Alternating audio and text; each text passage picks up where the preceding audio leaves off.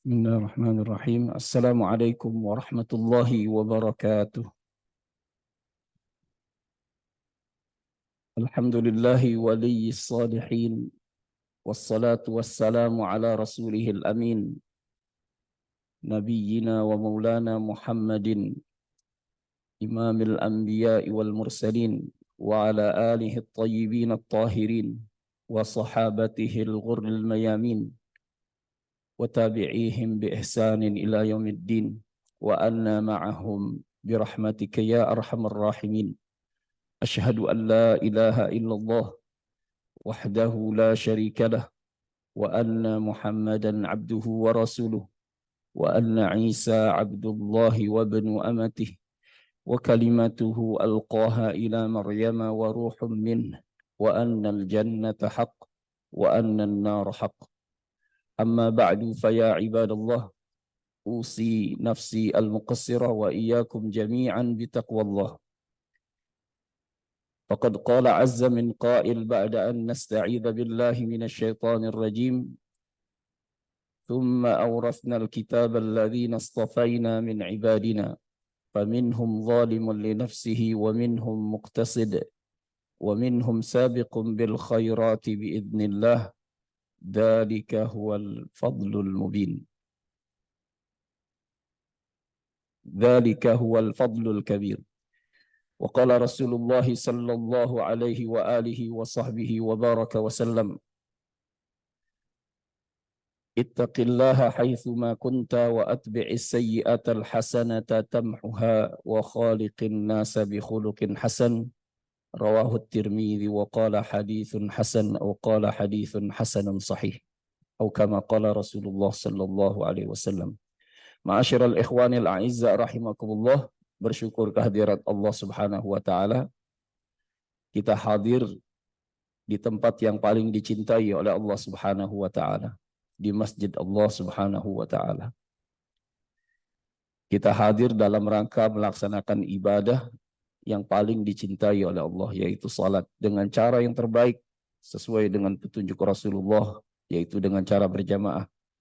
Kita mohon kepada Allah Subhanahu wa taala agar Allah sempurnakan semua kekurangan ibadah kita.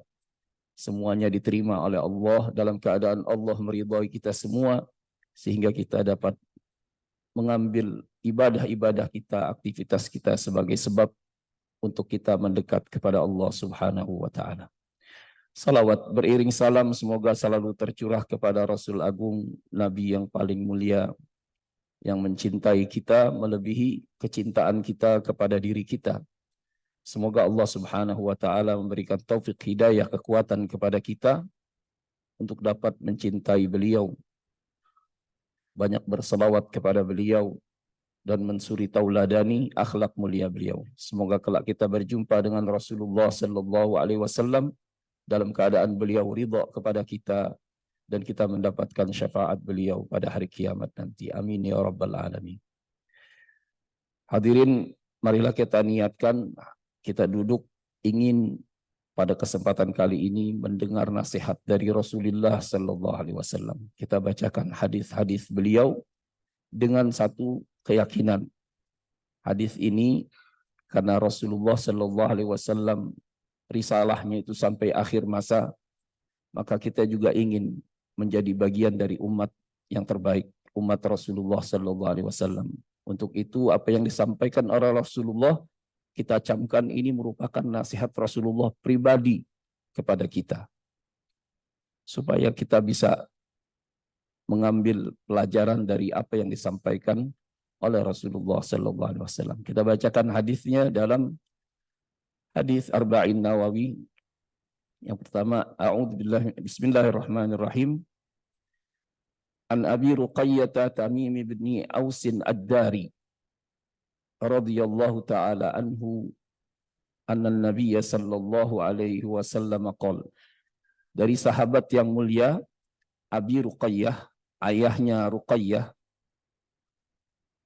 beliau bernama Tamim bin Aus ad-Dari, semoga Allah meridhai beliau, bahwa Rasulullah sallallahu alaihi wasallam bersabda, ad-dinun nasihah, agama itu adalah nasihat. Qulna liman, kami semua bertanya. Jadi bukan beliau saja yang bertanya, jamaah yang hadir ketika Rasulullah memberi nasihat, semua bertanya, qulna liman, ya Rasulullah, nasihat untuk siapa? Lillahi, pertama untuk Allah, wali kitabihi, untuk kitab Allah, wali rasulihi, untuk Rasul Allah, wali a'immatil muslimin, kepada pemimpinnya kaum muslimin, wa ammatihim, dan seluruh kaum awam dari kaum muslimin, rawahu Muslim, riwayat Imam Muslim.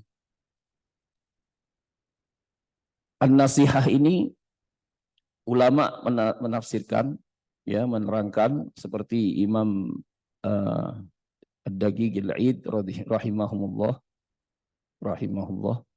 Beliau bilang an-nasihah dalam kitab Tuhfatur Rabbani, beliau tasfiyatul an-nafs minal ghasyi lil mansuh lahu. Tasfiyah artinya mensucikan hati, mensucikan jiwa, minal ghash, dari tindakan yang sifatnya menipu atau mengelabui atau tidak setia. Al-ghash. Lil mansuh lahu, bagi yang kita berikan nasihat. Jadi nasihat maksudnya bukan cuma perkataan, tapi orang yang mengajarkan orang untuk berbuat baik sebetulnya merupakan bagian dari nasihat. Tapi kita menganggap yang namanya nasihat, orang memberikan petunjuk, itu nasihat. Orang tua mengarahkan anaknya, itu nasihat. Padahal yang dimaksud nasihat adalah tasfiyatun nafs minal ghash, mensucikan hati jiwa kita dari tipu daya atau bohong atau mengelabui bagi orang yang sedang kita ingin berikan nasihat tadi. Kalau Al-Imam An-Nawawi beliau dalam syarah beliau langsung, beliau menafsirkannya sebagai hiyazatul hadd.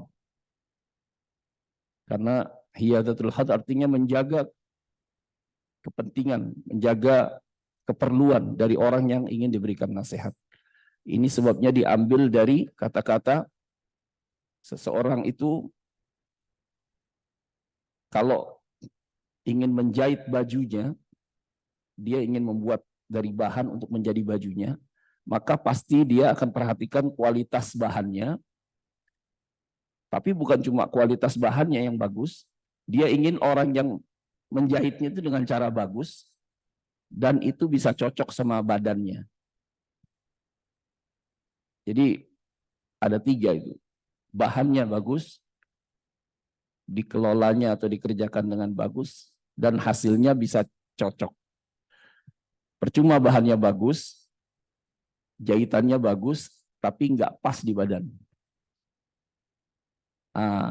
An-nasihah itu, jadi ulama kita nih bilang loyalitas. Itulah ukuran loyalitas. Kalau ingin kita loyal kepada seseorang, maka ukurannya adalah kita ingin menyampaikan apa yang kita terkait dengan dia, itu bahannya bagus, diproses dengan bagus, dan diperuntukkan untuk kepentingan orang yang kita maksudkan, artinya sebagai customernya. Jadi seorang kayak kontraktor yang bagus itu, kontraktor yang nasih adalah kontraktor yang mengerjakan pekerjaannya sesuai spek, tapi di spek itu dia upayakan bahannya itu yang terbaik. Kemudian dikerjakan dengan cara terbaik dan dimaksudkan supaya cocok dengan kepentingan customer. Itu baru disebut loyal. Ad-din an-nasihah. Rasulullah ngambil ibarahnya ad-din, agama ini semuanya sebetulnya hanya tentang loyalitas. Kita nggak akan dianggap beragama baik kalau kita sholat, kemudian nggak loyal. Loyalnya itu kepada siapa? Sahabat bertanya, lillah, sama untuk pada Allah. Bagaimana kita loyal sama Allah? dengan beriman sepenuhnya bahwa Allah adalah benar-benar Tuhan yang patut disembah dan hanya Allah. Tidak ada Tuhan yang lain, tidak ada syirikat dan tidak ada bandingan bagi Allah. Tidak ada yang memberi rezeki kecuali datangnya hakikatnya dari Allah. Tidak ada yang memberi petunjuk kecuali hakikatnya datang dari Allah. Tidak ada yang memberikan kebaikan, keburukan kecuali semata-mata dari Allah Subhanahu wa taala dan dari izin Allah Subhanahu wa taala untuk kepentingan kita sebagai hambanya yang mencintai dan dicintai oleh Allah. Ketika ada iman seperti itu, kita sudah beragama dengan yang baik. Kita sudah nasih, loyal kepada Allah. Kita marah kalau ada orang yang mensekutukan Allah. Tapi karena tadi yang disebut loyalitas itu adalah bagaimana materialnya, bagaimana prosesnya, bagaimana kepentingannya. Maka ketika kita benci melihat orang yang mensekutukan Allah, maka kebencian kita baru benar kalau materialnya benar. Maksudnya apa? Yang kita marah bukan orangnya. Yang kita marahi itu perbuatan menserikatkan dia kepada Allah. Kemudian kita kelola dengan benar. Bagaimana caranya berhadapan dengan orang yang musyrik ini? Pendekatannya adalah di dakwah. Bahkan orang yang mengaku Tuhan saja, bukan menyekutukan Tuhan, orang yang mengatakan suka saja, faqula lahu qawlan layyina. Dua orang nabi disebut, kamu dakwahi dia dengan cara ucapan yang baik, lembut. Kalau ternyata memerangi dan ingin membunuh, baru diangkat doa. Dia lari, Nabi Musa alaihissalam bersama berikut minta sama Allah. Minta supaya orang yang disebut mujrim, jadi doanya Nabi Musa untuk menghancurkan Fir'aun laknatullah, itu sebab mujrim. Bukan sebab dia mengaku Tuhan. Ketika dia mengaku Tuhan, Allah perintahkan untuk berdakwah. Tapi begitu pengakuan itu disertai penindasan kepada orang yang mengesahkan Allah, Nabi Musa angkat tangan. Minta supaya orang ini dibinasakan. Jadi dikelola dengan benar. Dan disesuai dengan kepentingan orang yang kita loyal. Kepentingannya Allah apa? Allah ingin semua orang ini beriman. Semua ini orang berusaha supaya Allah beriman. Dan itu hanya dengan kebijaksanaan Allah, hanya dengan ilmu Allah, bahwa Allah akan menentukan siapa yang akan kafir. Allah Maha tahu. Tapi kita sebagai manusia ditugaskan sama Allah untuk berdakwah dengan cara hikmah agar mereka semua menyembah kepada Allah. Jadi itu loyal sama Allah tuh tadi materialnya benar, dikelola dengan cara yang benar dan diperuntukkan untuk kepentingan orang yang diberikan loyalitas. Bukan untuk memuaskan nafsu kita. Bukan untuk melampiaskan angkara kita. Karena itu pernah ada satu sahabat, Sayyidina Ali kalau nggak salah, beliau berperang. Ketika duel 1 lawan 1, sudah hampir ditebas. Kalah dan hampir ditebas, dan ini di medan perang. Kemudian beliau diludahi sama lawannya. Beliau tidak jadi menebas. Kenapa? Beliau takut menebasnya ini karena marah. Dia sudah ludahi aku. Padahal pasti Sayyidina Ali ketika berperang karena Allah dan Rasulnya. Tapi begitu ada potensi dia menebas musuhnya, karena khawatir tercampur dengan angkaranya, beliau menahan diri. Ini loyal sama Allah. Seperti itu. Juga kepada Rasul. Ada cerita menarik, selalu saya bilang, tidak ada satu hadis kecuali ada kaitan dengan perawinya dari sahabat. Sayyidina Abi Ruqayyah ini, kalau kita lihat, beliau punya anak namanya Ruqayyah. Beliau ini pendeta Nasrani. Tamim bin Aus Ad-Dari radhiyallahu taala anhu adalah seorang pendeta Nasrani. Dia lahir di Palestina, pendeta di Palestina, pusatnya Ahlul Kitab. Tapi begitu dia beriman, dia loyal luar biasa sama Rasulullah, sampai loyalnya itu dalam bentuk dia punya anak, dia namai dengan anaknya Rasulullah Sallallahu Alaihi Wasallam. Sampai sebegitunya itu, dia meniru Rasulullah, memberikan anak namanya Ruqayyah, maka dia juga memberi anak namanya Ruqayyah. Beliau walaupun di akhir dari kenabian, dia tahun 9 Hijriah baru masuk Islam, setelah berakhirnya perang Khaybar, beliau diangkat sama Rasulullah SAW sebagai yang bertanggung jawab di daerah Hebron ya. Hebron itu bagian dari tetangga dari Baitul Maqdis ya. Kalau kita tur ke Masjid Al-Aqsa pasti insya Allah pergi juga tuh ke Hebron. Jadi Al-Fakir sering juga cerita ya, sering juga itu berangkat ke sana mungkin setahun sekali atau 2 kali ke Palestina. Kita ada kegembiraan luar biasa. Kegembiraannya bukan karena negerinya indah, bukan karena ini. Kita gembira karena kita bisa menyambut pesan Rasulullah bahwa kalian jangan bersusah payah pergi kecuali kepada 3 masjid. Itu artinya kita mafhumnya kalian harus bersusah payah untuk ke 3 masjid ini. Jadi hadisnya itu la tusyaddur rihal illa ila thalathati masajid. Jangan kalian bersusah payah bepergian kecuali kepada 3 masjid. Masjid Haram, Masjid ini dan Masjid Al-Aqsa. Itu artinya untuk pergi ke 3 masjid ini kalian harus bersusah payah. Kumpulkan uang, kerahkan sumber daya, sisihkan waktu, sisihkan kesempatan untuk bisa pergi ke Masjid Haram, ke Masjid Nabawi dan Masjid Aqsa. Nah, kalau kita berkunjung ke sana itu biasanya kunjungannya itu langsung diarahkan ke Masjid Hebron. Hebron itu Masjid Nabi Allah Ibrahim alaihissalam. Di sana tuh ada makam Nabi Allah Yaqub, Nabi Allah Yusuf, dan istri beliau ya, istri Nabi Allah Ibrahim, Sarah, dan Ribkah. Ribkah itu istri dari Nabi Allah Yaqub, ya, Rifqah bahasa Arabnya. Tapi Tamim Ad-Dari ini pendeta di sana, dia dikuasakan oleh Rasulullah untuk mengurus daerah itu, termasuk Bait Al-Uyun. Dan beliau ini, Masya Allah, Tabarakallah, beliau ini dikaruniai keistimewaan, diberikan menjadi sarana bagi kaum muslimin mengenal tanda-tanda akhir zaman. Karena banyaknya tanda akhir zaman itu di Palestina.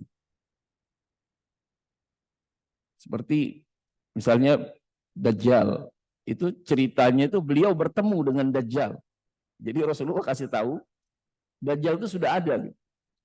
Sampai banyak orang meragukan keterangan beliau karena beliau baru masuk Islam. Untuk jadi bukan endorse, acknowledge dari Rasulullah, menguatkan bahwa yang diberitakan oleh dia benar. Rasulullah sampai naik khutbah menceritakan kembali tentang masalah Dajjal, bahwa benar bertemu dengan Tamim bin Aus Ad-Dari, bahwa beliau benar bertemu dengan itu. Dan beliau juga yang meriwayatkan nanti akan adanya dabbah. Dabbah itu makhluk melata yang muncul sebelum datangnya hari kiamat. Tapi walhasil ada kaitannya nih. Beliau saking loyalnya sama Rasulullah Sallallahu Alaihi Wasallam, hadis ini juga beliau kebetulan yang dapat kehormatan, namanya dikenal sebagai periwayat. Jadi beliau begitu setia sama Rasulullah SAW sampai memberikan nama dengan nama yang pernah diberikan oleh Rasulullah, menjaga semua. Sampai Rasulullah angkat nih, kalau kita bilang dia bagian humas peribadatan. Bagian humas peribadatan. Dia bagian yang mengurus jamaah kalau lagi ibadah. Beliau yang mengusulkan pertama kali Masjid Nabawi ini perlu lampu. Ini lampu. Ceritanya ini bukan sesuatu yang baru. Itu ide dari beliau. Masukan dari beliau memprakarsai supaya masjid di Madinah itu diberikan lampu. Jadi banyak peran-peran beliau dalam beribadah. Beliau adalah satu dari sedikit sahabat yang bisa menghatamkan Al-Quran dalam satu rakaat. Riwayatnya masyhur. Dan beliau satu dari antara sekian sahabat yang satu malam penuh ibadah setelah membaca Al-Fatihah hanya mengulang satu ayat. Surah Al-Jathiyah yang kedua. Surah Al-Jathiyah. Hamim tanzilul kitabi minallahil azizil hakim. Beliau enggak baca semua. Beliau baca ayat kedua ini terus diulang-ulang untuk memperkuat keimanan beliau tentang Al-Quran. Begitu loyalnya sama Allah dan Rasulullah. Kita lanjut dengan hadisnya. Kepada siapa lagi kita harus loyal? Kepada Rasulullah. Kepada kitab Allah. Kitab Allah ini beliau setia kepada Injil, tapi beliau juga setia kepada Al-Quran. Dan beliau tahu mana Injil yang asli, mana yang dirubah-rubah, karena beliau pelakunya dulu. Beliau termasuk pelaku, bukan pelaku maksudnya mengerjakan merubah-rubah Injil, enggak. Beliau bergaul dengan orang-orang itu sebagai pendeta. Jadi beliau tahu benar bagaimana pentingnya menjaga kesetiaan terhadap kitab Allah. Kalau Al-Imam An-Nawawi mengatakan salah satu bukti kita loyal sama Al-Quran, ya materinya kita. Al-Quran itu dari definisinya adalah al-muta'abbad bitilawatihi. Dianggap beribadah hanya dengan baca, walaupun nggak paham artinya. Artinya apa? Kalau kita loyal sama Al-Quran, di samping mengerti artinya, paling nggak mengerti cara bacanya. Jadi nggak disebut loyal sama kitab Allah kalau kita nggak bisa baca Quran, nggak cari guru. Kesetiaannya belum teruji. Kita belum lancar baca Quran, tapi kita nggak pernah cari guru untuk membuat kita lancar baca Quran, itu nggak nasih terhadap kitab Allah. Padahal agama itu intinya di situ. Ad-din an-nasihah. Islam ini hanya tentang loyalitas. Salah satu loyalitasnya kepada kitab Allah. Orang yang loyal dari kitab Allah ini bisa diuji bahkan oleh kita. Kita coba perhatiin diri kita kalau lagi sholat. Kalau sholat di hadapan orang, bagaimana baca Al-Fatihahnya? Bismillahirrahmanirrahim. Alhamdulillahi rabbil alamin. Ar-Rahmanir-Rahim. Tapi begitu sendiri, nggak begitu bacanya. Padahal sholat bukan untuk orang, untuk Allah. Padahal ketika kita baca Al-Fatihah, karena kita baca Al-Quran. Ketika rokaat 1, rokaat kedua, baca Al-Fatihah bagus. Begitu rokaat ketiga kok bisa cepat sekali gitu. Bismillahirrahmanirrahim. Di mana matnya? Al-Quran ini boleh dibaca dengan 3 cara. Pertama baca tahqiq, yang baca tahsin itu tahqiq, semua huruf dan semua sifat ditegakkan, semua rukun. Baca yang kedua tadwir. Tadwir itu seperti orang murattal. Tadi yang seperti tadi ini Bismillahirrahmanirrahim. Alhamdulillahirabbil alamin. Ar-Rahmanir-Rahim. Maliki yaumiddin. Itu termasuk tadwir, sedang. Ada lagi hadar. Bacanya cepat. Tapi tetap tajwidnya harus dijaga. Taunya kita loyal nggak dengan Al-Quran, nggak usah ngukur jauh-jauh. Lagi sholat rokaat pertama, kedua, baca Al-Fatihah. Rokaat ketiga, keempat, baca Al-Fatihah dengan tajwid atau tidak. Bahkan kadang-kadang saking cepatnya, karena terselip. Bismillahirrahmanirrahim. Maliki yaumiddin. Alhamdulillahnya kelupa. Kenapa? Mirip-mirip dengan Ar-Rahmanir-Rahim. Jadi Bismillahirrahmanirrahim. Maliki yaumiddin. Ya. Makanya kadang-kadang ada kita baru baca sampai Maliki yaumiddin, imamnya sudah ruku. Itu juga mencurigakan. Walaupun kita nggak boleh suuzon, tapi perlu ditambih. Kenapa cepat itu? Dan kalau bisa imam itu baca mirip-mirip dengan baca jaharnya. Mirip-mirip dengan baca jaharnya. Ya bukan harus dengan tahqiq tadi, bukan Bismillahirrahmanirrahim. Alhamdulillahi Rabbil Alamin. Nggak harus begitu. Boleh dengan tadwir, boleh dengan hadar. Tapi tajwid dijaga. Itu tanda kita setia dengan Al-Quran. Jadi nggak usah ukur jauh-jauh. Kita belajar nggak ketika belum lancar Al-Quran. Kedua, ketika misalnya kita belum sempat belajar, kita udah tahu baca Al-Quran. Rakaat pertama, kedua sholat. Bagaimana dengan rakaat ketiga, keempat sholat? Al-Fatihahnya bagaimana? Itu ukur diri kita. Setia dengan Al-Quran, kalau kita sudah tahu, berupaya amalkan, walaupun satu.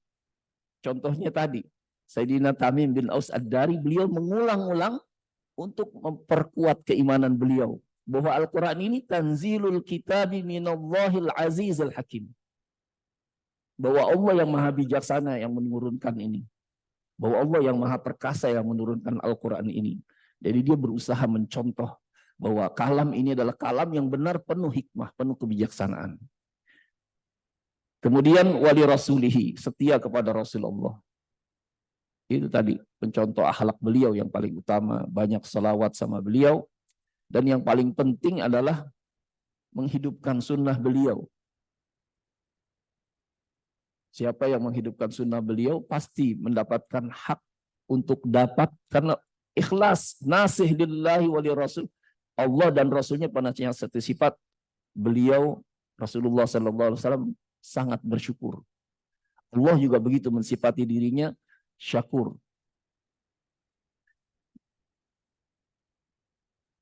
Orang yang berupaya menghidupkan sunnah Rasulullah hakikatnya seperti sahabat Rasulullah. Rasulullah itu sahabatnya luar biasa. Sahabat dalam keimanan. Sampai Rasulullah merindukan saudara beliau. Sahabat bilang, bukankah kami, bukan, kalian sahabat. Beliau itu orang yang menjadi saudaraku adalah mereka yang tidak melihat aku tapi beriman kepadaku, menjaga sunnah-sunnah Rasulullah SAW. Begitu juga kepada immatul muslimin, pemimpin kaum muslimin. Nah ini setia kepada pemimpin ini ciri orang yang beragama Islam baik. Jadi kita boleh berbeda pendapat nanti misalnya pemimpinnya yang kita jagoin nggak menang. Tapi nggak bisa dibuktikan terjadi kekurangan atau dibuktikan ternyata tidak terbukti, kita harus percaya sama hukum. Maka yang ada kita doakan, jangan membenci pribadi. Doakan pemimpin itu supaya pemimpin ini dapat hidayah kepada Allah untuk bisa mengurus umat. Itu bentuk kita loyal sama pemimpin. Membantu kebijaksanaannya, kebijakan-kebijakannya yang bagus buat umat, kita proaktif bantu. Tapi untuk a'immatul mukminin atau muslimin dalam hal ilmu, belajar ilmunya. Seperti contohnya Al-Imam An-Nawawi mengarang kitab Al-Ba'in Nawawi. Kalau bisa kita hafal, paling enggak mengenal. Seperti Al-Imam Al-Jazari, beliau punya namanya kitab Matan Jazariyah. Pelajari kaidah-kaidah Jazariyah. Supaya kita baca Quran ada dasarnya, dalil-dalilnya. Jadi walhasil, jangan mencela ulama hanya karena satu kesalahan. Karena sudah fitrah, ulama itu juga manusia, bukan nabi. Yang celakanya ada orang sekarang ini kalau ngaji, dia menganggap gurunya seperti nabi. Dia tidak menerima ustadz dari kalangan lain. Yang benar adalah semua ustadz, semua perkataan ulama ditimbang dengan hadis dan kitab Allah. Sesuai diambil, atau ijma kaum muslimin, sesuai diambil, tidak ditinggalkan. Tapi ketika tidak sesuai, jangan menjadi anti. Jangan menjadi anti. Jadi ada pendapat, jangan dengarkan ustadz itu. Kalau dengar ustadz itu, tutup kupingnya. Itu perkataan tutup kuping sahabat itu dari tabi'in. Dan kita kalau belajar sejarahnya, siapa yang dimaksud orang yang lewat itu adalah orang yang keluar dari Islam. Khawarij. Yang mengkafirkan orang, itu jangan didengerin. Khawarij. Artinya dia memang menjadi musuh dalam selimut umat Islam. Dan itu datangnya dari tabi'in, bukan dari sahabat, bukan dari Nabi. Kita sudah pakai nih orang-orang yang saya yakin sini rata-rata udah kelar S1 atau S2-nya. Kalau kita S1 itu kan setelah rumusan masalah kita bikin hipotesisnya, terus kita uji dengan teori-teori yang ada. Kemudian kita adu, kita asah itu dengan pendapat itu dengan teori-teori yang ada, kemudian disimpulkan yang benar. Ah, ini benar begini. Bukan berarti satu pendapat diambil semua pendapat ditolak semua, nggak ada. Semua ukurannya adalah kitab Allah dan hadis Rasulullah serta ijma. Ijma'nya sahabat dan ijma' sahabat. Jangan dengarkan ustadz yang mengklaim dirinya sebagai nabi. Jangan dengarkan ustadz fulan, dengarkan saya aja. Padahal dia juga punya salah, seperti ustadz itu juga punya salah. Jadi berdewasalah dalam belajar itu. Karena kita juga patut memberikan kesetiaan kepada pemimpin umat ini dalam agama dan dalam pemerintahan. Wali ammatihim, dan juga setia kepada ammatul muslimin, orang umum. Kalau Al-Imam An-Nawawi punya ibaratnya, saya kutipkan ini, wa ammatihim bisyafaqah alaihim, dengan berlaku lembut. Wa irsyadihim ila masalihihim, berupaya mengedukasi masyarakat supaya mendapatkan manfaat kebaikan buat umum. Wassa'i fima ya'udu naf'uhu alaihim, berupaya melakukan apapun yang manfaatnya nanti akan bisa dirasakan oleh mereka. Wa kaful adza anhum, berupaya menghilangkan keburukan bagi mereka. Wa an yuhibba lahum ma yuhibbu li nafsihi, dan mencintai bagi mereka apa yang dia cintai bagi dirinya. Wa yakrahu lahum ma yakrahu li nafsihim. Ma yakrahu li nafsihi. Dia membenci, jangan sampai terjadi orang umum ini mendapatkan keburukan kalau keburukan itu nggak mau jatuh kepada dia atau keluarganya. Itu bentuk loyalitas kita kepada kaum muslimin. Kalau kita bisa semua itu, kita berarti sudah beragama dengan agama yang benar. Kalau belum, agamanya ini dipertanyakan, karena Rasulullah memulainya dengan ad-din an-nasihah. Agama ini semua intisarinya tentang loyalitas. Mudah-mudahan kajian ini bisa mengembalikan kita kepada kesadaran bahwa sudahkah saya setia kepada Allah, loyal sama Allah, loyal sama kitab Allah dengan mempelajarinya, menegakkan hurufnya, menegakkan hukumnya, berupaya menjadi lebih baik, menjadi sahabat yang lebih baik bagi kitab Allah, bagi Al-Quran.